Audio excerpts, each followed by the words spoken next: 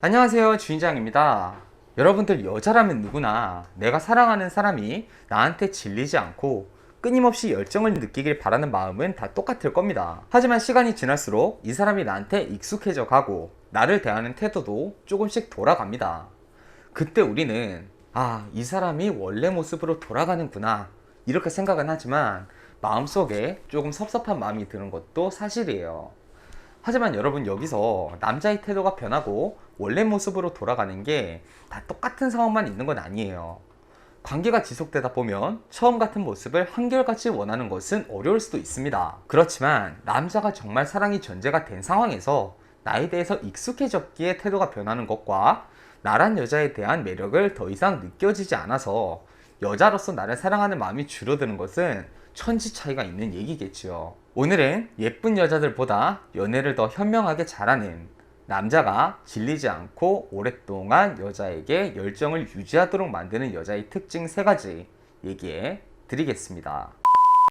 첫 번째, 귀여운 여자. 자, 예쁜 여자가 매력적이라는 것을 부정할 수는 없습니다. 하지만 이성적인 매력은 예쁜 것만 있는 게 아니에요.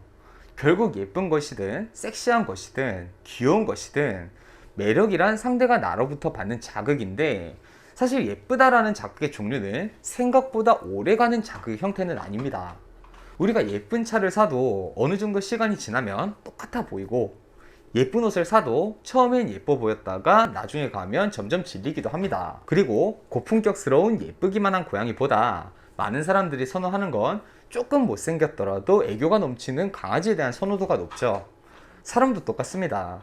예쁘기만 한 여자보다는 내 마음을 따스하게 해주고 귀엽고 남자가 보고 있으면 힐링이 된다는 마음이 들도록 만드는 귀여운 여자들에게 더 오랫동안 질리지 않는 사랑과 열정을 느끼게 됩니다.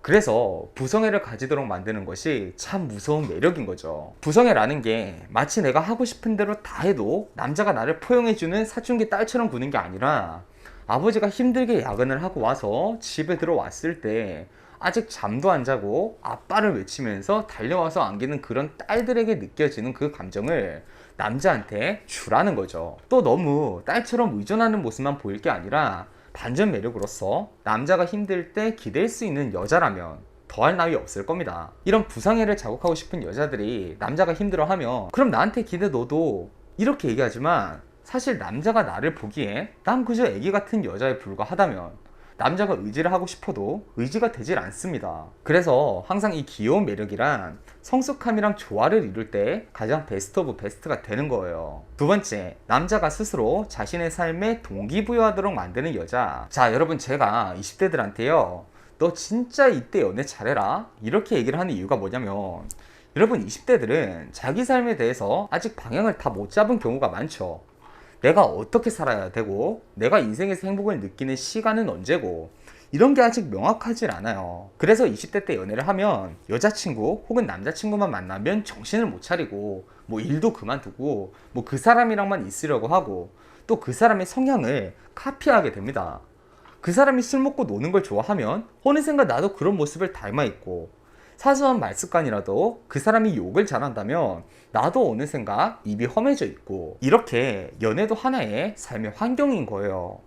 우리가 누구를 만나는지에 따라서 내가 어떻게 살아야겠다 이런 것도 배우게 되고 그 사람의 가치관도 배우게 되니까, 흔하게 말하길 배울 점이 많은 사람을 만나라 이렇게 얘기를 하는 거죠. 근데 여러분, 배울 점이 많은 사람들보다도 더 질리지 않고 매력적인 사람은요, 남자가 여자한테 의미부여를 통해서 남자 스스로의 삶에 동기부여를 하도록 만드는 여자입니다.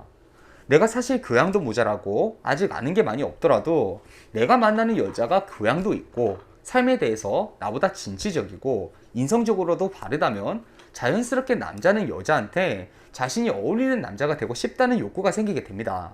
즉, 이 여자로부터 내가 내 삶에 대한 동기부여를 얻게 되는 거죠.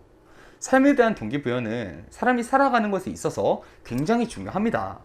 아버지들이 힘든 사회생활을 견디는 이유도 내 가족을 지켜야 한다는 책임감에 동기부여가 되어서 꾹 참고 인내하시듯이, 남자에게 질 높은 동기부여를 할 수 있는 여자라면 그 남자가 절대 여자한테 질릴 수가 없게 되는 거죠. 세 번째, 남자의 욕구를 조절할 줄 아는 여자.